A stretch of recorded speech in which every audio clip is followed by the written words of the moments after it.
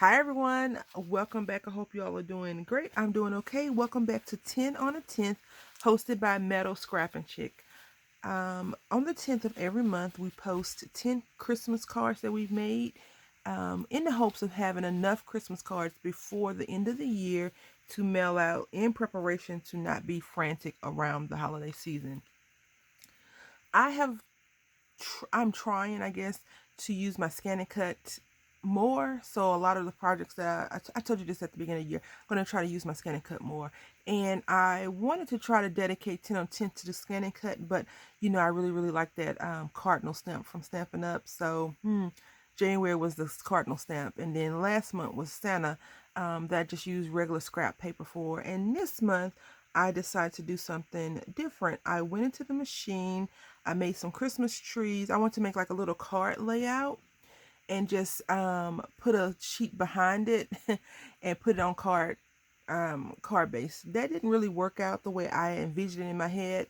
I'm sure it's operator error, but I learned some lessons. So through that, I got this tree right here. I also got these trees, but then I was like, okay, forget this situation. Let me just make the tree. So I use random 12 by 12 from Christmas themed papers, as well as just some plain. So I got two sizes. I got this size and this size, and it's this gold foiling color, red, purplish.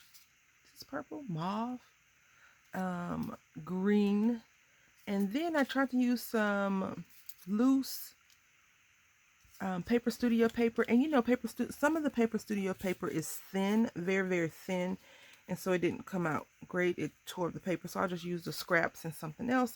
And then on the scan and cut itself, it has some words. It has Merry Christmas. So what I did is I just got this, and I was like, okay, I'm using a 5x7 card, so I need to have this be under 5 inches wide. And then I want to make a card back, I guess. So I did this one in black, and I was just like, I don't like the shimmery, because this has like a champagne-y ivory color, and it just didn't, in my opinion, it didn't go well with what I had already cut from the tree. So I went back in and I did this one. Now I'll still be able to use these backs because I can put this on green and red and make it a little bit different and not use this. So I enjoyed doing this a lot. The big room was like because my machine is a 350 and it's so loud and noisy, but I enjoyed doing it. Also, I am trying to use all my scraps in one iris bin, so I went in and I used my card fronts. All the card fronts you're about to see are from the iris bin, and so I had to use what I had. I didn't go and particularly pick out something. So here we are. And then I just have a question for you. You can tell me in the comments what you think. I wanted to put a star or something on one of these, not a star on every one, because I like this, how it looks. But I was thinking I could use my Teresa Collins paper punch and punch out a star. But I was like, no, I kind of like it like this. Or I could put in one little enamel dot somewhere. So I pulled out these pearls and the flat back jewels, and I just could not, I don't know, I just didn't like it. Let me know in the comment section what you think. So right here I just glued it down. First of all, this is not Christmas paper, this is from somewhere else, but I thought it was good. This is a die cuts with a view paper, I believe, from another project that I worked on last year sometime, either in 2018. And so what I did is I wanted to give some texture to some of the flat pieces, because if you use a die cutting machine where you crank it out or electronic, it usually has like a mold around it because that's what a die is cut through. But in my case, I didn't do that. So what I did is I just embossed with a little, I think this is circle dots or whatever, bubbles in this one. I didn't do it on all of them. I just put a few in because I didn't want them all to have texture. I just wanted some to have texture and some not. Like this is a random sheet of paper that I thought would be really, really nice to use because it's has some designs on it, as well as this purple one. And then so I glued the back down, glued this on, and then I put this on some foam tape so it has some dimension. And then on the inside, it looks like this. I just picked a random flower, a random tree from all the ones I have left over and put that in there. So that is how this one looks. They all are the same concept, just look totally different. So this is how this one looks. See, and the layout is a little bit different. I thought some of them looked better. The colors, even though it's Christmas themed, red and green for the most part, some of them didn't. The colors, like I didn't think this purple would look good on here, so I didn't use it. But this is how it looks. And I just have a red one on the inside. These card bases are from my Mind's Eye, and I got them from Tuesday Morning. And even though they're thick, once you start to put stuff on them, they seem to turn a little bit on the flimsy side. So here we are with this one. And again, this gold foiling with this really, I think it makes it stand out. Most of them have that on there because I was like, oh, that's just a little bit different. I'm not sure if your eye is drawn directly to that one at the very beginning or if you're looking at all of them, but I just like how it looked. So all of them have something on the inside. I channeled Deb Hulk, and I was like, yes, I'm going to put something on the inside because Deb's watching.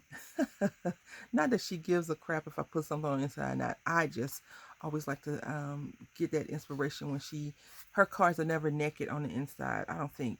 Maybe one or two, but for the most part, she has dressed them up. And I really like this part of the card more than anything else. Because it's raised up, it's layered, it's nice. And I didn't center them. I didn't have to do much to it. It's a little bit off on some, but it all looks really nice. I even asked the big roommate about it, and he was like, yeah, that's a good idea. Yeah.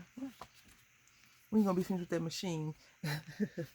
Okay, so we're getting closer to the last one. Now these two only have a few on there because I didn't like the paper. This is another Paper Studio Hobby Lobby paper. I just did not care for the paper for whatever reason. I wasn't impressed by it.